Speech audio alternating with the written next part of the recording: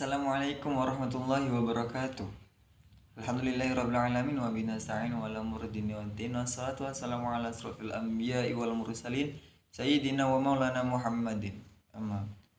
Yang saya hormati Ibu Hartiningsih selaku dosen pengampu mata kuliah tafsir. Perkenalkan, nama saya Muhammad Semuri. Oke, di sini langsung saja saya akan menerangkan sedikit tentang yang saya ambil dari buku Tafsir Ayat-Ayat Hukum, karya yang mana karya dari Dr. Lili Umi Kalsum MA dan Dr. Abdul Muqassid MAG. Oke, langsung saja. Buku ini hadir untuk membahas ayat-ayat hukum dalam Al-Quran itu. Dibanding buku lainnya, kelebihan daripada buku ini yaitu ada dua. Pertama, ia tidak hanya melampirkan tafsir ayat-ayat hukum seperti dikemukakan para mufassir terdahulu, melainkan juga menyuguhkan tafsir para pemikir Islam kontemporer. Nah, ayat hukum dan tafsir ahkam itu klasifikasinya seperti ini. Al-Quran adalah kitab petunjuk Allah. Allah telah berfirman dalam Quran surat Al-Isra yang berbunyi inna hadzal Qur'anu yahdi li'allati hiya aqwam. Sesungguhnya Al-Quran ini memberi ke jalan yang terbaik. Al-ayah, bukan hanya petunjuk untuk orang yang beriman, hudal lil mu'minin atau hudal lil muttaqin. Al-Quran itu juga merupakan petunjuk umat manusia, hudal linnas. Jadi satu lokasi Quran surat An-Naml, Allah berfirman, tilka ayatul Qur'an wa kitabim mubin hudaw wa busyra lil mu'minin. Al-ayah, ayat-ayat Al-Quran dan kitab yang jelas, petunjuk dan berita gembira bagi orang-orang yang beriman.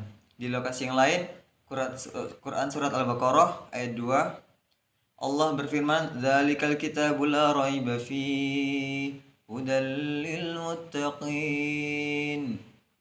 Itu tidak ada keraguan padanya, petunjuk bagi mereka yang bertakwa. Nah, sejauh ini yang bisa dipantau tak ditemukan definisi ayat hukum dari para ulama. Ketidakadaan definisi ayat hukum ini bisa dipahami karena demikian jelas pengertian yang bisa diambil dari kata ayat hukum tersebut. Namun untuk tegasnya penting dikemukakan bahwa ayat hukum adalah ayat-ayat Al-Quran yang mengandung hukum terkait dengan mukallaf. Misalnya dalam soal kata halal dengan segala derivasinya adalah Allah berfirman dalam Quran surat Al-Baqarah ayat 187 yang berbunyi Bismillahirrahmanirrahim. Uhilla lakum laylatas siyamir rafasu ila nisaikum. Al-ayah. Sadaqallahul azim. Dari bahasan-bahasan sebelumnya, ada beberapa hal yang perlu dikatakan secara etimologis. Itu buku ini disajikan itu secara maudhu'i, tematik, yaitu dengan mengumpulkan ayat-ayat hukum dalam satu topik untuk kemudian dibahas dalam sub-sub tema yang sangat relevan bahasanya.